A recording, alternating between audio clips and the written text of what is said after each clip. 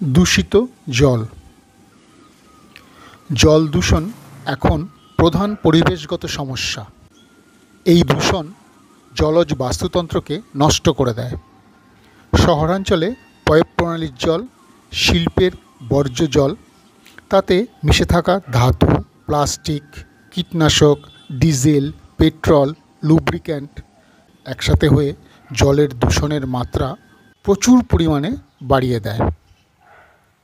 এর ফলে জলজ উদ্ভিদ, মাছ, উভচর প্রাণীরা দূষণের কবলে পড়ে। এই জলের মাছ ধরে খাওয়ার ফলে ডায়রিয়া, আমাশয়, কলেরা, হেপাটাইটিস এ, পোলিওর মতো রোগ হতে পারে। সভ্যতার এই দান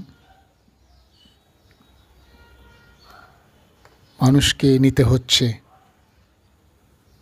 আমরা আরও এক স্টেপ এগিয়ে যাচ্ছি উন্নত সভ্যতার দিকে।